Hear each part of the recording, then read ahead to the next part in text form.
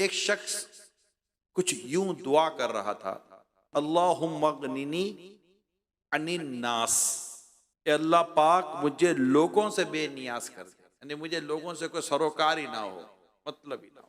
सहाबी रसूल हजरत अब्दुल्ला बिन अब्बास रदी अल्लाह तआला अन्हुमा ने सुना तो फरमाया, ए शख्स, मैं देख रहा हूं कि तुम अल्लाह पाक से मौत की दुआ मांग रहे हो। बेशक इंसान जब तक जिंदा हैं एक दूसरे से बेनियाज तो नहीं हो सकते, एक दूसरे से वास्ता तो पड़ेगा, जरूरत तो पड़ेगी। आपने फरमाया तुम इसकी बजाय ये दुआ मांगो, अल्लाहुम्मा अगनिनी अन शिरारिन नास, यानी ए अल्लाह पाक मुझे बुरे लोगों से महफूज फरमा। कितनी खूबसूरत और प्यारी दुआ आपने बयान की कि ये दुआ मांगी, या अल्लाह मुझे बुरे लोगों से महफूज फरमा। वरना आदमी का एक दूसरे से वास्ता तो पड़ता ही है। बुरे लोग, बुरी सोहबत, बुरे दोस्त, बुरी गैदरिंग, ये बहुत नुकसानदेह है, बहुत नुकसानदेह। इंसान शुरू में ना अपने घर से तरबियत लेता है, इसमें तो कोई दो राय नहीं। जब आप और हम बच्चे थे तो 3-4 साल की उम्र थी, अब बाहर थोड़ी निकलते थे, हम घर में ही हैं, तो या तो हम घर में सीखते हैं, उसके बाद हमें किसी तालीमी इदारे में दाखिल करवा दिया जाता है, खा स्कूल हो या मदरसा हो, वहां गैदरिंग होती है, उस्ताद होता है, फिर हम वहां सीखते हैं, तो वहां का माहौल होता है। इसके बाद फिर आपकी दोस्तियां होती हैं, फिर आदमी अपनी गैदरिंग और अपनी दोस्तियों के साथ रहता है। अच्छा, अब आप में से कोई बहुत मुश्किल है किसी ने स्कूल ना देखी हो, मदरसा ना देखा हो, कहीं ना कहीं जाते ही हैं ऑफिस वगैरह में, तो आप एक बिल्कुल नए नए क्लासरूम में जब जाते हैं तो आप किसी को भी नहीं जान रहे होते, किसी को भी नहीं जानते आप, मगर महीने, 1.5 महीने, 2 महीने में वो जो 40-45 की क्लास होती है उसमें से 2, 4, 5 आपकी गैदरिंग हो जाती है। फिर उन्हीं के साथ खाना पीना, आना जाना, कैंटीन, चाय बिस्किट, सब उन्हीं के साथ हो रहा होता है। यही होता है, क्लास में भी यही हो रहा होता है। अच्छा, मोहल्ले में, हम नए नए मोहल्ले में जाते रहने के लिए, कोई किसी को नहीं जानता, आहिस्ता आहिस्ता 2, 4, 10 जान पहचान हो जाती है। हालांकि मोहल्ले में सैकड़ों लोग रहते हैं, लेकिन आप सबके साथ उठते बैठते नहीं, नाम भी नहीं जानते आप। 2, 5, 10 से दोस्तियां हो जाती हैं। अब ये जो दोस्तियां हो जाती हैं जिनसे हमने दोस्ती कर ली, ये है क्या? अब इसके ताल्लुक से बड़ा मतलब कि एक मैं आपको जो बयान करने जा रहा हूं, हजरत अब्दुल्ला बिन मसऊद रज़ियल्लाहु ताला अन्हु फरमाते हैं, किसी को परखना हो ना, चेक करना हो, तो उसके दोस्तों पर परखो कि उसके दोस्त कैसे हैं, क्योंकि आदमी उसी से दोस्ती करता है जिससे वो अपने जैसा जानकर अच्छा समझता है। इसको अमूमन हमारे कहते हैं फ्रीक्वेंसी मिलती है उससे, केमिस्ट्री मिलती है उससे। यार ये मतलब सही है, मतलब मेरी अंडरस्टैंडिंग हो रही है ना। इसको मतलब अगर मैं और वाजे करूं तो सैयदना इमाम मालिक रज़ी अल्लाह ताला अन्हु बड़ी प्यारी बात फरमाते हैं, इंसान परिंदों की तरह है। इंसान ये परिंदों की तरह होता है।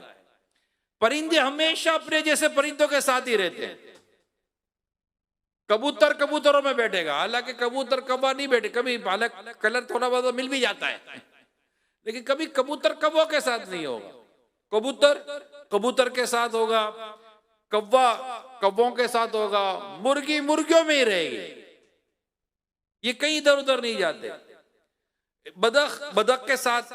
ऐसे इंसान भी अपने हम ख्याल, हम फिक्र, हम किरदार और हम अखलाक के साथ दोस्ती करता है। अब ये होगी पूरी एक, मैंने आपको बुनियाद बनाई है इस वक्त कि ये होता है। कहते हैं मुझे मेरे दोस्तों ने बिगाड़ा, ठीक है दोस्तों में बिगड़ता है, मगर ये बिगड़ा हुआ दोस्त तेरा दोस्त बना कैसे?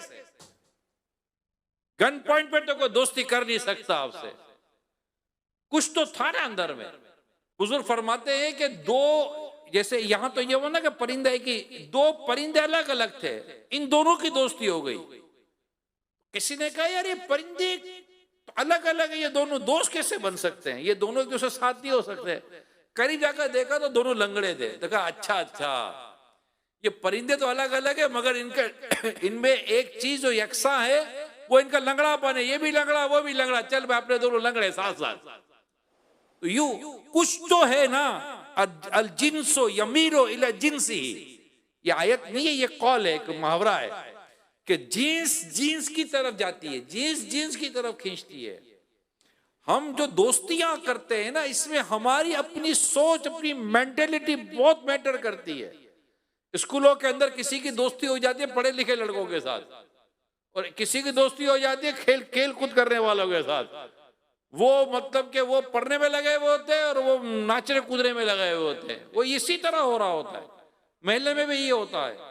फिर बदकिस्मती के साथ किसी की दोस्ती हो जाती है किसी नशाई के साथ, किसी की दोस्ती हो जाती है किसी शराबी के साथ, किसी की दोस्ती हो जाती है किसी बदकारी करने वाले के साथ, किसी की दोस्ती हो जाती है गुलछड़े उड़ाने वाले के साथ। अबे चल यार बड़ा मजा आएगा, क्यों? वो लड़कियां होती है, लड़कियां होती हैं। वो कभी लड़कियां होती तो क्या हुआ, और चला जाएगा उसके पीछे पीछे, लड़कियां होती है ना। इसी तरह लड़कियों को भी इसी तरह की दोस्तियां मिलती हैं। जैसे हमारे दोस्त, हम दोस्त कहलाते, वो सहेलियां कहलाती हैं। ये मेरा दोस्त है, वो बोले ये मेरी सहेली है। ये आपस में दोनों में अलग अलग वर्डिंग चल रही होती है। तो ये इनके साथ भी यही है कि ये एक दूसरे के संवरने में भी और एक दूसरे के बिगड़ने में भी, ये सब एक दूसरे के साथ होते हैं। वो भी वो वहां लड़के होते, चल वहां चलते हैं, वो उधर गुनाह करने वहां चलते हैं। नतीजा ये निकला कि हमारी एक बड़ी नौजवानों की तादाद नशई हो गई, शराबी हो गई, जुआरी हो गई, और लड़कियों की बड़ी तादाद नशे में चली गई, शराब में चली गई, बदकारियों में चली गई, गुनाहों में चली गई, उल्टी सीधी तस्वीर सौंप कर आ गई। और नतीजा ये निकला कि बिचारियों के पास फिर कोई रास्ता रहता नहीं है, इनके नजदीक नहीं रहता, खुदकुशियां कर लेती है, जबकि हराम है, जहन्नम में ले जाने वाला काम है। तो दोस्त कौन, बस बात क्या है, दोस्त कौन? तो दोस्त कौन या दोस्त कैसा होना चाहिए, इसके ताल्लुक से अगर हम गौर करें तो हदीस पाक बड़ी वाज़ेह है कि दोस्त के दीन पर होता है। किस पर होता है? दोस्त के दीन पर होता है। लिहाजा देखो तुम किसको दोस्त बना रहे हो, क्योंकि जब उसको दोस्त बनाते हो ना, उसकी अखलाक, उसके किरदार, उसकी आदत, बसा औकात उसका मजहब तक बंदा इख्तियार कर लेता है। यानी मैं इस वक्त चूंकि दावत इस्लामी के दीनी कामों के ताल्लुक से मेरा दुनिया के कई मुल्कों में जाना होता है। अगर मैं आपको कहूं, ऐसे कहने को अगर मैं कहूं कि यहां से अगर आप निकलते हैं तो बांग्लादेश समेत, हिंद समेत, यानी एशिया के ममालिक के साथ साथ अरब दुनिया ले लें, अल्हम्दुलिल्लाह कई अरब दुनिया कई मुल्कों में जाना हुआ। फारिश की तरफ में गया हूँ, यूरोप की तरफ गया, यूरोप खुद 28-29 मुल्कों का पूरा एक यूरोपियन यूनियन है, वहां जाना हुआ है। यूके गया हूं, इसी तरह मतलब कि साउथ अफ्रीका के कई मुल्कों में, ऑस्ट्रेलिया बर आज़म है, कई मुल्कों में दावत इस्लामी के दीनी कामों से मेरा जाना रहता है, साल में चंद मरतबा। तो अब जब वहां मैं लोगों से मिलता हूं, जब बातें होती हैं, स्पेशली जो यंगस्टर मिलते हैं, तो मुसीबत यह है कि उनकी दोस्तियां ऐसी हो जाती हैं कि बदकिस्मती के साथ कई मुसलमानों के बेटे दीन इस्लाम से फिर जाते हैं। जी हाँ, फिर जाते, इस्लाम दीन छोड़ देते, कंफ्यूज हो जाते हैं। क्यों? दोस्त, इन्होंने अपनी स्कूल में, अपनी कॉलेज में और अपनी दीगर जगह पर दोस्तियां ऐसी की होती है, उल्टे सीधे सवाल होते हो, कंफ्यूज हो जाते हैं। बाकायदा सोशल प्लेटफॉर्म पर अपनी पोस्ट डाल देते हैं कि हम यहां से ये चले गए, मुसलमान नहीं है, अब हम ये होगा, हमसे राब्ता ना किया जाए। माँ बाप परेशान, खानदान पर सब परेशान। आप इन सब के पीछे जो आपको बेस मिलेगी, क्या किसी मतलब बेस मिलेगी, वो सोबत मिलेगी। आप बताइए, क्या कोई माँ बाप औलाद को शराबी बनाते हैं? क्या माँ बाप औलाद को जुआरी बनाएंगे? क्या माँ बाप औलाद को नशई बनाएंगे? क्या माँ बाप औलाद को चोर बनाएंगे? आखिर ये चोर कहां बना, ये नशई कहां बना, इसकी चर्स और हीरोइन की आदत कहां पड़ी, इसकी सिगरेट पीने की आदत कहां पड़ी, ये पान और गुटके खोर कहां से आए, ये किनके साथ बैठते थे, ये गैदरिंग है, ये लड़कियों के चक्कर में कैसे पड़ गया, ये बदकारियों के चक्कर में कैसे पड़ गया। अच्छा खासा मजहबी इस्लामी भाई, पूरी दाढ़ी, सर पर इमामा शरीफ, सुन्नत वाला लिबास। कुछ अरसे के बाद पता चलता है कि दाढ़ी छोटी हो गई, सर से इमामा उतर गया, नमाज चली गई। आप उसकी इंक्वायरी करें, आपको पता चल जाएगा कि इसकी गैदरिंग बदल गई थी, इसकी सोबत बदल गई थी। सोबत बदलती है, सोच बदलती है, सोबत बदलती है, सोच बदलती है। आहिस्ता आहिस्ता तो कहां के कहां निकल जाता है। हमने खुद देखे हैं, हमने खुद देखे, हैरान हो जाते, या गोस्पाक इसको क्या हो गया, इसको क्या हो गया। गैदरिंग, सोच बदल जाती है। तो मेरे प्यारे साहब भाइयों, बुरी सोबत ये तबाह करती है। और इस वक्त हमारे यहाँ ये बहुत बड़ा इशू है, इसको शायद समझा नहीं जा रहा। हम बस यार मेरा दोस्त है, मेरा यार है, और भाई ये बेनमाजी है, ये फिल्में ड्रामे देखने वाला है। आपने देखा होगा बादों का दोस्त, अबे चल बड़ा मम्मी डैडी वाला आया, ये सुना होगा आपने। अब ये मम्मी डैडी वाला बोलकर क्या करते हैं कि तू क्यों इतनी अम्मी की बात मानता है, क्यों इतनी अब्बू की बात मानता है, तू इतना माँ बाप का फरमाबरदार क्यों बना हुआ है। इसको बोलते गैदरिंग में मम्मी डैडी वाला हो गया, ये मम्मी डैडी वाला है। यानी ये माँ बाप के पास, यार मेरी अम्मी याद कर रही है, मेरी अम्मी इंतजार कर रही है, मेरे अब्बू इंतजार कर रहे होंगे, मुझे अब्बू बुला रहे हैं, मुझे मेरी अम्मी बुला रही है, मेरे अब्बू ने मुझे काम दिया है, मेरी अम्मी ने मुझे काम दिया है। जब ये ऐसी बातें करते हैं तो उसका मजाक उड़ाते थे, आया मम्मी रे, बच्चा है अभी तक, पता नहीं कब बड़ा होगा, इसका मजाक उड़ाते हैं। यानी उसको ये इमोशनली इसको एग्रेशन पैदा करते हैं कि तू माँ बाप का बागी बन जा। क्या अम्मी अब्बू कर रहा है, हमको देख, हमारी माँ रो रही है, हम रोने दे रहे हैं, हमारा बाप रो रहा है, हमको तो हमारे माँ बाप की कोई परवाह नहीं, तू माँ बाप की परवाह करके बैठा हुआ है। नतीजा ये निकलता है कि एक दिन वो भी अपने माँ बाप से लड़ पड़ता है। मेरे दोस्तों को देखो, इन्हें कोई नहीं मना करता, आप ही मुझे मना करते रहते हो, घर में तबाही आ जाती है, तूफान आ जाता है। आखिर लड़का जो माँ बाप का बागी बना, किसने बनाया इसको बागी? इसके दोस्तों ने बनाया, इसकी गैदरिंग ने बनाया। आप में से भी कई ऐसे होते होंगे जो मुझे सुन रहे हैं, ये दोस्त हैं। यार वो दोस्त आपका कैसे हो सकता है जो आपका माँ बाप का फरमाबरदार ना रहने दे और आपका माँ बाप का बागी बना दे। आप जाएं अभी, माशाल्लाह आपका ये जहन भरना जो मेरे मुत्तकीफीन है, इस तरह की गैदरिंग में जाएं और उनके सामने एक बार मस्जिद की तरफ जाएं। यहाँ तो माहौल है ना, अल्लाह के महल्ले में तो जाएंगे ना एक दिन आप, और जब उसी तरह की गैदरिंग में जाएंगे ना, और जब नमाज जोर का वक्त होगा, जब कहेंगे ना मैं नमाज के लिए जा रहा हूँ, इतवार का दिन होगा, दोस्तों में बैठे हुए होंगे, और जैसे आप उठ के जाके पूछे कहाँ जा रहा है, मस्जिद। मौलवी तेरे को भी रंग चढ़ गया ना, हमें पता था तू भी बदल के आ जाएगा, कब तक रहेगा इस तरह। ये बातें मैंने अपने लिए सुनी है। Can you imagine? आप समझ सकते हैं, ये बातें मैंने अपने लिए सुनी है। मुझे मेरी गैदरिंग याद है, जब मैं इस तरह के नौजवानों को देखता हूं मुझे मेरा माजी याद आ जाता है कि मुझे मेरे दोस्त किस तरह की बातें क्या करते थे। अबे देखते कब तक रहता है, देखते कब तक रहता है, ऐसी ऐसी बातें। लेकिन बस अल्लाह पाक जिसको बचाए वो बच जाता है। मुझे मेरी गैदरिंग छोड़नी पड़ी। मैं आपको बता रहा हूं, मैं जब तक अपनी पुरानी गैदरिंग में था, मैं दावत इस्लामी में एडजस्ट नहीं हो पा रहा था। जब मैंने अपनी पुरानी गैदरिंग छोड़ी, अल्हम्दुलिल्लाह मुझे अल्लाह की रहमत से दावत इस्लामी में इस्तिकामत मिलनी शुरू हो गई। मेरे दोस्त दावत इस्लामी वाले बन गए। आपको शुरू की दुआ बता दो, बगैर लोगों के हम नहीं रह सकते, आप बगैर दोस्तों के नहीं रह सकते, किसी न किसी से दोस्ती तो होगी ना। तो हदीस दोबारा सुनिए, दोस्त दोस्त के दीन पर होता है। तुम देखो कि तुम किससे दोस्ती कर रहे हो। हमें दोस्ती करनी उससे है जो अल्लाह और उसके रसूल का फरमाबरदार है। वही तो मेरा दोस्त बन सकता है। अल्लाह पाक का नाफरमान मेरा दोस्त कैसे हो सकता है यार? तो हम आज ये तहिया कर ले। मुझे मदनी चैनल पर इस्लामी भाई, इस्लामी बहनें जो भी देख रहे हैं आप, आज आप ये बात डिसाइड कर लें, डिसीजन पॉइंट पर आए कि मुझे नाफरमान दोस्त नहीं चाहिए। उनको मैसेज नहीं कर दे रहा तुम नाफरमान हो, मैं आज से तुम्हारी दोस्ती छोड़ता हूं, कोई जरूरत नहीं है। आप बस अपने रब की लो लगा लो। आला तो क्या खूब दिखते हैं, मानींद शमा तेरी तरफ लो लगी रहे, मानींद शमा तेरी तरफ लो लगी रहे, दे लुत्फ मेरी जान को सोजो गुदास।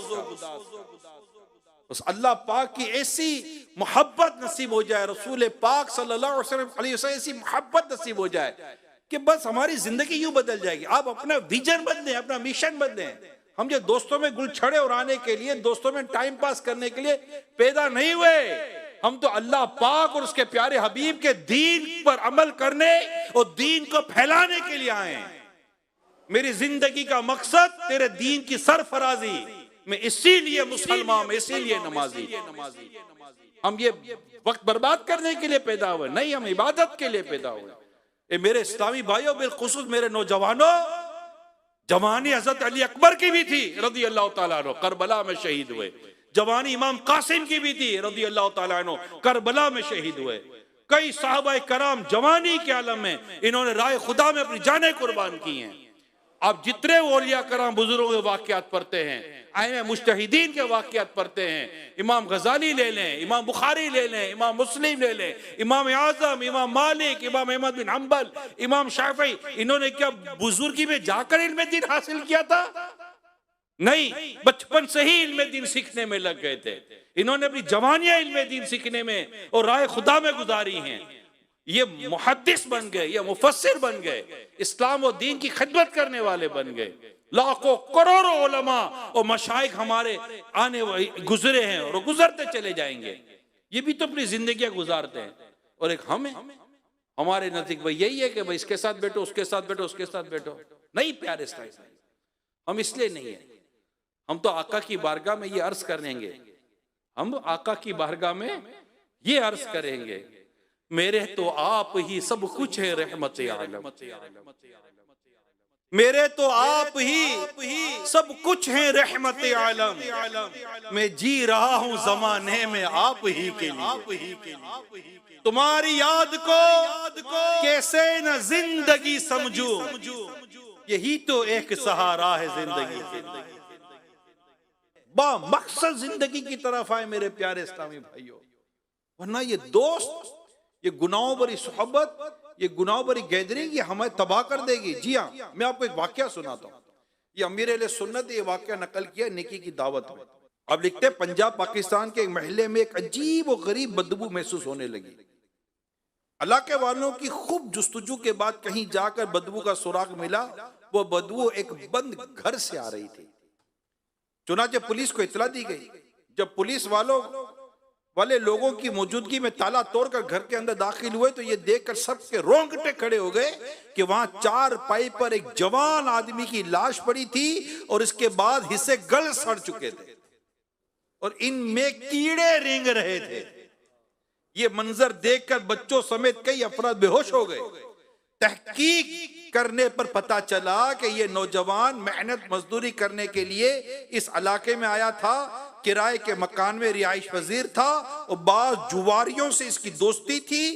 एक रोज ये नौजवान अपने दोस्तों से जुए में बहुत सारी रकम जीत गया। हारे हुए जुआरी दोस्तों ने हारी हुई रकम लूटने के लिए इसके गले में फंदा कसा और बिजली यानी इलेक्ट्रिकल इसके झटके लगा लगाकर मौत के घाट उतार दिया।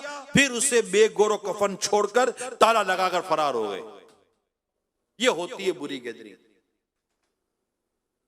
ये जुआरियों की दोस्तियां थी। जुआ खेलता था। मैं तो एक वाकया, मैं पूरा वाकया आज तक मैंने नहीं सुनाया। मैं जब वो वाकया पढ़ा, कई पेजेस पर वो वाकया, मेरे पढ़कर रोंगटे खड़े हो गए थे। मैं आपको सही बता रहा हूं, दिमाग काम नहीं करता था। मैं वो वाकया बहुत सेंसर करके सुनाता हूं कि एक नौजवान घर के अंदर उसको नशे की लत पड़ गई। अच्छा मतलब कि वेल फैमिली नौजवान था, नशे की लत पड़ गई। दोस्त मिल गए इसको, नशा थोड़े दिनों तक इसको नशा देते रहे, यानी कि मुफ्त देते रहे। आहिस्ता आहिस्ता फिर वो पैसे से देते रहे। अब वो लड़का फिर इधर से पैसे मारता, उधर से पैसे मारता। घर के हालात खराब होने लगे, इसके हालात खराब होने लगे। एक दिन चूंकि सारा काम चुप कर करता था, एक दिन उसकी बहन को पता चल गया कि मेरा भाई नशा कर रहा है। अब इसकी बहन ने इसको पकड़ा और कहा कि मैं तो अम्मी अब्बू को बताऊंगी। वो मिन्नत समाजत करने लगा और बड़े ड्रामे किए, नहीं मैं नहीं करूंगा, ये वो कर कराकर बहन को तो इसने सेट कर लिया। अब बोले अब क्या करूं। तो एक दिन बहन को चक्कर लगाने के बहाने ये अपने साथ ले गया और उन्हीं दोस्तों के साथ, और अपनी बहन को भी इसने नशे का आदी बना दिया। अब बहन भी नशे की आदी हो गई। आहिस्ता आहिस्ता बहन को नशा चाहने लगा। अब बहन वहां नशे की आदी हुई, यहां भाई देख रहा था कि मेरी बहन तो नशे की आदी हो गई है।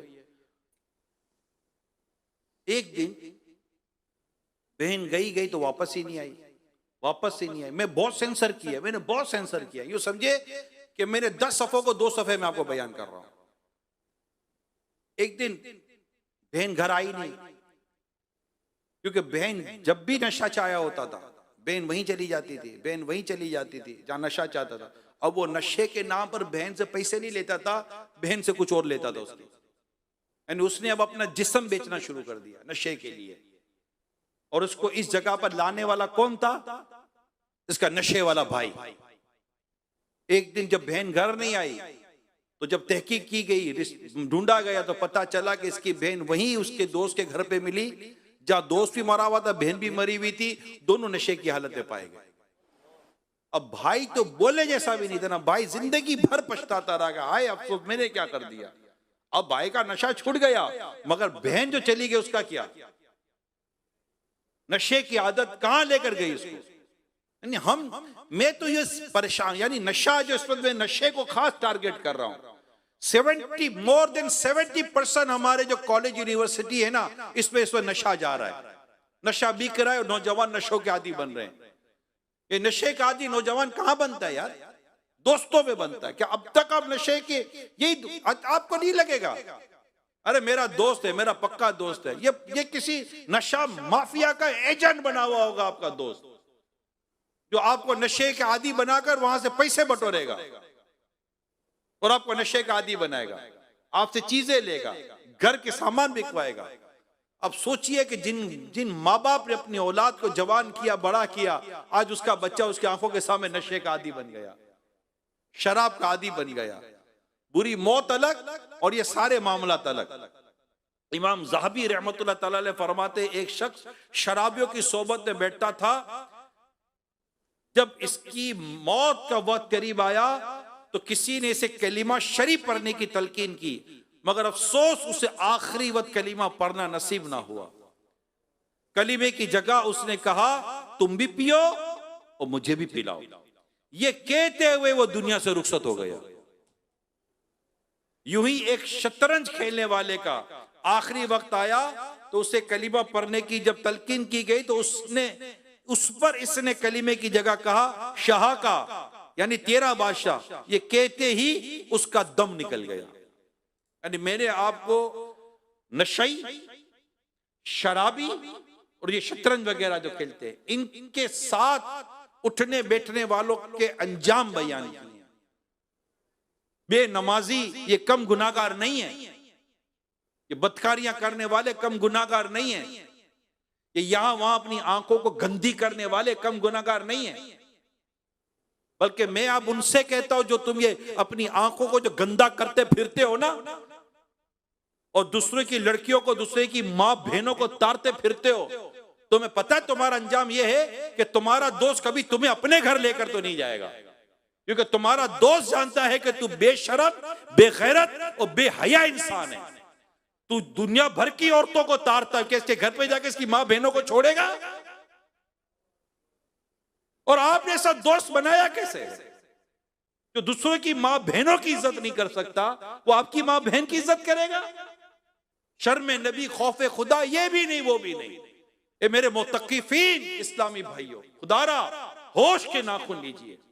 और इस पुरफितन दौर में जो ये फितने हैं, और इसमें जो अमली फितने हैं, तरह तरह के फितने हैं, अकाईद बर्बाद कर रहे हैं, नजरियात बर्बाद किए जा रहे हैं, अखलाक बर्बाद किए जा रहे हैं, तालीम के नाम पर, मीडिया के नाम पर, गैदरिंग के नाम पर औरतों को बेपर्दा किया जा रहा है, बेशर्म किया जा रहा है, बेबाक किया जा रहा है, जुर्रत वाला किया जा रहा है। इस्लाम और दीन और शरीयत की जो रूह है, इस रूह से हमें हटाया जा रहा है। हम आंखें बंद करके बैठे हुए, सूना जंगल रात अंधेरी, छाई बदली काली है, सोने वालों जागते रहियो, चोरों की रखवाली है। आंख से काजल साफ चुरा ले, या वो चोर बना के हैं, तेरी गठड़ी ताकी है और तूने नींद निकाली है। ये गफलत का वक्त नहीं है। आपके पास अगर कीमती सरमाया, जेब में पैसे हो, 2 लाख 10 लाख रुपए हो, आप यूं उड़ते नहीं फिरोगे, पैसे यूं उड़ाते नहीं फिरोगे, संभालोगे। ईमान जैसी अजीम नेमत अल्लाह पाक ने हमें दी है कि क्या इसकी हिफाजत की कोई सूरत नहीं बनाएंगे? अकायद और नजरियात खूबसूरत अल्लाह पाक ने हमें अता फरमाए, क्या इसकी हिफाजत का आपकी सोच नहीं है? इसके पास जाके बैठ जाएंगे, उसके पास जाके बैठ, बुरी सोबत वालों के दीन ईमान खतरे में आ जाते हैं, पता नहीं क्या का क्या दिमाग में डाल देते हैं। तो प्यारे इस्लामी भाइयों, आज एक नियत कर ले, मैं भला मेरी दावत इस्लामी भली। ये आशिकान रसूल का माहौल, ये आशिकान रसूल की सोहबत, ये आशिकान रसूल का माशा अल्लाह मुश्कबार महका महका मदरी माहौल है। अल्हम्दुलिल्लाह इस मदनी माहौल में, इस दीनी माहौल में अल्लाह पाक की मोहब्बत हमें मिलती है। इस दीनी माहौल में रसूल पाक की सच्ची मोहब्बत हमें मिलती है। इस दीनी माहौल में हमें सहाबा कराम की मोहब्बत मिलती है, अहले बैत अतहार की मोहब्बत मिलती है, औलिया कराम की मोहब्बत मिलती है। इस दीनी माहौल में मस्जिद का रास्ता मिलता है, माँ बाप की फरमाबरदारी मिलती है। इस दीनी माहौल में हमें वफा मिलती है, इस दीनी माहौल में हमें हया मिलती है, इस दीनी माहौल में हमें शर्म मिलती है, इस दीनी माहौल में हमें मुरवत मिलती है, इस दीनी माहौल में हमें लिहाज मिलता है, इस दीनी माहौल में हमें मदीने की याद में रोना मिलता है। इस दीनी माहौल में मैं कल वो तासुरात देख रहा था, मदनी मुज़ाकरे में जो तासुरात चलते हैं, रश्क आ रहा था हमारे इस्लामी भाई के ऊपर। हल्की हल्की सफेद दाढ़ी थी, निकल रही थी, बढ़ा तो लिए शेव, अल्लाह ने चाहा तो इंशाल्लाह पूरी दाढ़ी रख लेंगे। कहते मुझे कभी रोना नहीं आया, मगर यहाँ जब से आया मेरा रोना बंद नहीं होता। मुझे रोना आ रहा, मुझे रोना आ रहा, मैं रो रहा हूं। रोने वाली आंखें मांगो, रोने वाली आंखें मांगो, रोना सबका काम नहीं है। जिक्र मोहब्बत आम है लेकिन सोज़े मोहब्बत आम नहीं है। भाई ये दीनी माहौल पर पकड़, दावत इस्लामी, दावत इस्लामी, दावत इस्लामी।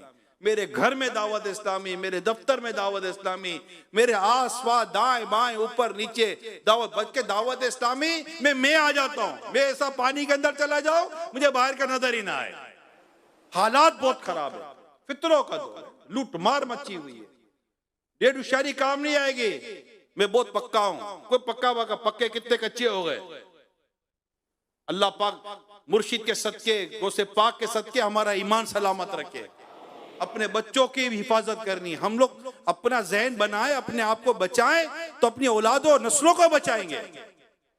अगर हम ही इस तरह मतलब के अल्लाह तल्ले घूमते रहे तो हमारी नस्लों का क्या, हमारे बच्चों का क्या होगा? बच्चे जाकर क्या पढ़ रहे हैं, क्या सीख रहे हैं, क्या समझ रहे हैं, हमारे बच्चों की सोबत क्या, हमारे बच्चों की दोस्तियां क्या, हमें क्या पता? हम पूछते ही नहीं है। बच्चा पढ़ता क्या है, सिलेबस क्या है, निसाब क्या है, कैरिकुलम क्या है, पता ही कोई नहीं होता हमें। इसका टीचर कौन है, उसके नजरियात क्या हैं, उसकी सोच क्या है, हमें पता ही कुछ नहीं होता ना। कभी कई मैक्सिमम पेरेंट्स कभी इस तरफ जाते भी नहीं है, अंदाजा ही शायद नहीं है कि दुनिया में हो क्या रहा है। तो इंशाअल्लाह दावत इस्लामी, दावत इस्लामी और सिर्फ